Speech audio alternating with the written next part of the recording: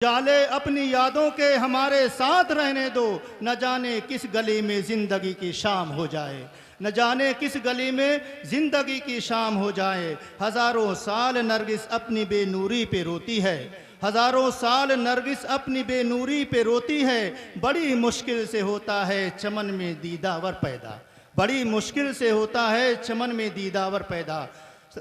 हजरात, अब बच्चों का प्रोग्राम ख़त्म हो चुका।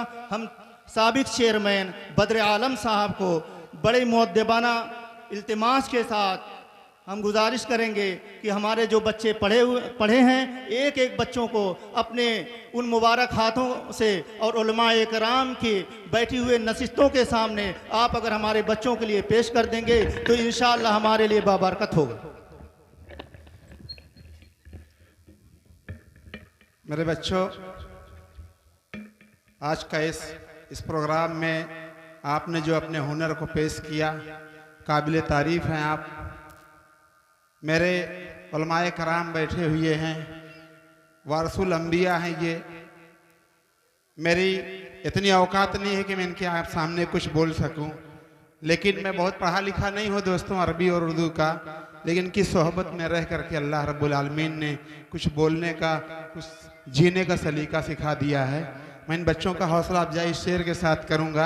बच्चों, आप कभी घबराना मत, इस तरह हौसले आजमाया करो जिस तरह आपने अभी हौसला अपना दिखाया है स्टेज पर आकर, इस तरह हौसले आजमाया करो। मुश्किलें देखकर मुस्कुराया करो और दो निवाले भले कम ही खाया करो। अपने बच्चों को लेकिन पढ़ाया करो, अपने बच्चों को लेकिन पढ़ाया करो। मेरे दोस्तों, तालीम वो ऐसी चीज है जो जानवर से लोगों को इंसान बना देती है, लेकिन बहुत शर्म महसूस होती है। खुदा कसम, अगर यही कबड्डी होती, टूर्नामेंट होता, तो शायद बहुत गांव के लोग इकट्ठा हो जाते, तब नहीं नजर आता कि रात है कि दिन है। बहुत अफसोस, बहुत लगता है कि हमारी कौम किस दहाने पर जाने वाली है। शर्म महसूस होती है अपने आप से। मेरे भाइयों, आप देख लीजिए, जुल्म सितम के जगह जगह पहाड़ तोड़े जा रहे हैं, लेकिन फिर भी हमारी कौम के लोग इबरत नहीं हासिल कर पा रहे हैं। क्यों नहीं हासिल कर पा रहे हैं? क्योंकि उन्होंने उलमाए दीन की कदर को छोड़ दिया, क्योंकि उन लोगों ने उलमाए दीन के साथ बैठना उठना छोड़ दिया, क्योंकि उलमाए दीन से कोई मसला पूछना छोड़ दिया। इसलिए उसको उलमाए दीन की ताजीम जब छोड़ देगा मुसलमान ने, वो किसी लायक नहीं रह जाएगा। मेरे भाइयों, मैं आपको छोटी बहुत वक्त नहीं लूँगा, 10 मिनट का वक्त लूँगा इंशाअल्लाह। हमारे उलमाए दीन बैठे हैं।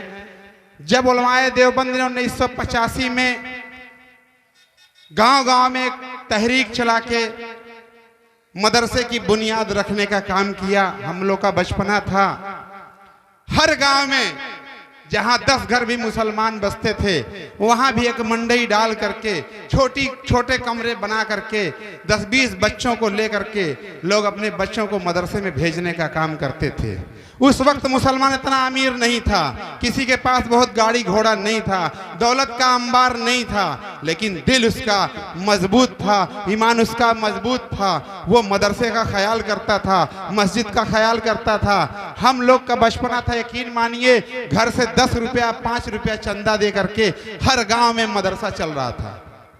जब सरकार ने देखा कि मुसलमान तो तालीम याफ्ता हो जाएगा, एक शेर में सरकार को भी कह देना चाहता हूं, जो हमारे साथ जुल्म सितम हो रहा है, सरकार के लिए यह है कि पहले तालीम से तुम मोड़ दिए जाओगे, पहले तालीम से तुम मोड़ दिए जाओगे, फिर किसी जुर्म से तुम जोड़ दिए जाओगे, और हाथ को हाथ की जंजीर बनाकर निकलो, वरना कच्चे धागे की तरह तोड़ दिए जाओगे।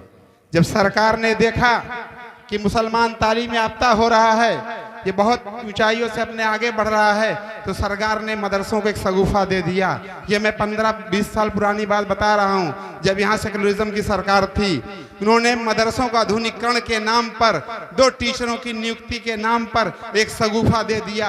हर गांव में 2-2 पार्टी हो गई, लोगों के दिलो दिमाग में बेईमानी आ गई। लोगों ने क्या किया कि कोई अपने रिश्तेदार को भर दिया, कोई नातेदार को भर दिया, कोई भतीजे को भर दिया। गाँव में 2-2 पार्टी होकर के 2-2 मदरसे खुल गए। आपसी तालमेल लोगों के बिगड़ गए, और जो मदरसे चल रहे थे सारे मदरसे बंद हो गए। आप तारीख उठा करके देखिए, इतना बड़ा बड़ा गांव है। मैं अगले इस जुमे को मैं गया था जागापुर, अभी मिट्टी दे के आ रहा हूं मेरे भाइयों। मैंने जुमे से पहले 10 मिनट वहां पर बोला था कि बताइए इतने बड़े बड़े गांव हैं, एक इमाम मस्जिदों में नहीं है, एक मदरसे सब ताला बंद हुए। बंद है, क्यों बंद है भाई? क्योंकि हमारा ईमान कमजोर हो गया। हम सोच रहे हैं कि हमारा बच्चा कॉन्वेंट स्कूलों में जाए। मैं बता देना चाहता हूं कौम के नौजवानों, आप न आईएएस बन रहे हो, न पीसीएस बन रहे हो, न जज बन रहे हो, न कलेक्टर बन रहे हो, न दरोगा बन रहे हो, न सिपाही बन रहे हो, कुछ नहीं बन रहे हो। उसके बाद भी आप दीनी मदरसों को छोड़ के मदारिस से दूरियां बना करके अपने बच्चों को सिर्फ कॉन्वेंट स्कूलों में भेजने का काम कर रहे हो। लेकिन ना तो आपका कोई एम है, ना तो आपके बच्चों का कोई एम है कि हम क्या बनना चाहते हैं। इसलिए मैं कौम के लोगों से कहना चाहता हूं कि आप लोग अगर जिस दिन ये उलमाए दीन नहीं रहे, मेरे दोस्तों यकीन मानिए कोई जनाजा पढ़ाने वाला नहीं मिलेगा, कोई मस्जिद में इमाम नहीं मिलेगा। अंग्रेजी पढ़ाने वाले की तनख्वाह 20,000 होगी और उलमाए दीन की 5,000 में खोजेंगे कि 5,000 का कौन मौलाना बढ़िया मिल जाए, वो 5 वक्त नमाजों पढ़ावे, मदरसों में पढ़ावे, ओके बाल बच्चा ना है, उसके लिए महंगाई नहीं है। सबसे ज्यादा तनख्वाह उलमाए दीन की होनी चाहिए। जब हम किसी के यहाँ शादियां करेंगे तो बारात 10 गाड़ियों से जाएगी, मालिक चेहरा सजाएगा 10,000 रुपया लेगा, और हाफिज जी निकाह पढ़ाएंगे तो बैग को चुरा करके ले जाएंगे, 500 की नोट निकाल के देंगे। शर्म आती है अपने कौम के लोगों के ऊपर।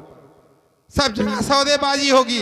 अगर कोई हमारा आलिम दीन कह दिया तो लगेंगे फतवा देने, अरे निकाह पढ़वाई मांगा था, अबे कुल का पैसा दी है काहे ना दे बेबे। हाँ, उलमाए दीन कौन कदर ना है? बता दीजिए, इतने बड़े बड़े लोग हैं, पैसे वाले लोग हैं, किन पैसे वालों के बच्चे मदारिस में तालीम हासिल कर रहे हैं? बहुत कम लोग ऐसे हैं जिनके अंदर दीनदारी है, पैसे वालों के अंदर वो अपने बच्चों को मदारिस की तालीम हासिल करवा रहे हैं। मेरे नौजवानों, मैं बहुत वक्त नहीं लूंगा, इसलिए कि उलमाए दीन बैठे हुए हैं। मैं मुद्दबाना दरखास्त करूंगा कि अपने मदरसों का ख्याल करिए, अपने इमाम का ख्याल करिए, अपनी मस्जिदों का ख्याल करिए। ये और रसूल अंबिया हैं। वाकई यकीन मानिए, दुनिया के हालात को देखिए, शर्म महसूस होती है कौम के लोगों को देख करके, खास तौर से अपने जिले के लोगों के। जितना क्रिकेट का काम है सब मुसलमान करेगा, जितना कबड्डी खेलने का काम है कुल मुसलमान, जितना गैरों का काम था सबका ठीका मुसलमानों को मिल गया है। आज 2 नौजवान की मैयत में मैं गया था। एक नौजवान अपने माँ बाप का इकलौता था। आप सोच लीजिए, कबड्डी देखने गए थे। आज बता दीजिए कितने बड़े बड़े गांव हैं यहाँ पर, जागापुर, मखदूमपुर, निजामपुर, माहौल इतना बड़ा कस्बा है, कितनी तादाद में मुसलमान आया है। लेकिन अभी यही बड़ा मजमा होगा, बहुत बड़ी तादाद में लोग आएंगे, 4 चक्के से आएंगे, फीता काटने वाले आएंगे, 10-10 हजार रुपया फोटो लगवा करके, और एक अलाउंसर बोल देगा फला साहब आए, उनका खैर मकदम एक ठो माला पहना देंगे, 10,000 रुपया दे करके 2 घंटे बैठेगा, रात भर चिल्लाएंगे, चले जाएंगे। मेरे भाइयों, ये हमें समझना होगा। अगर हमने मदारिस को छोड़ दिया, हमने मकातिब को छोड़ दिया, तो यकीन मानिए जो हालात हैं इससे बुरे हालात आएंगे। इसलिए मैं कहना चाहता हूं, कोई जुल्म नहीं हो रहा हिंदुस्तान में। आप उठा करके देखिए फिलिस्तीन के क्या हालात हैं, वहाँ की माएँ बहनें कैसे तरस रही हैं, वहाँ के छोटे छोटे बच्चे कैसे बिलख रहे हैं। इस हालात में मुसलमान कबड्डी और टूर्नामेंट में बिजी है। शर्म आती है ऐसे कौम के लोगों के ऊपर। इन्हें अल्लाह सलाहियत दे, सही रास्ते पर चलने की तौफीक अता फरमाए। 10 मिनट मेरा वक्त ख़त्म हो गया, फिर इंशाअल्लाह ज़िंदगी बाहयात रही। और अपने बच्चों को जिस तरीके से मुकालमा बच्चियों ने पेश किया, बहुत अच्छा लगा कि हमारे उलमाए दीन बैठे हैं। इन बच्चे आने वाले कल के भविष्य हैं, इन्हीं के हाथों में आने वाला हिंदुस्तान है। इसलिए इनको हम जितना ही सिखाएंगे उतना ही हम भी आगे बढ़ेंगे, हमारे बच्चे भी आगे बढ़ेंगे। इसलिए मैं इस शेर के साथ अपनी बात को खत्म करूंगा कि मुसलसल दुश्मन जाकी निगहबानी में रहना है, डरने कोई जरूरत नहीं है। मुसलसल दुश्मन जाकी निगहबानी में रहना है, जहां घड़ियाल रहते हैं उसी पानी में रहना है। अभी है सब्र हमको, जितना जी चाहे सता ले तू, फिर उसके बाद तुझको ही परेशानी में रहना है। वाखिरुद्दाना अल्हम्दुलिल्लाह रब्बिल आलमीन। बहुत खूब, माशाअल्लाह। ये थे जनाब साबिक चेयरमैन बद्र आलम साहब, जो आप लोगों को अभी नवाज रहे थे।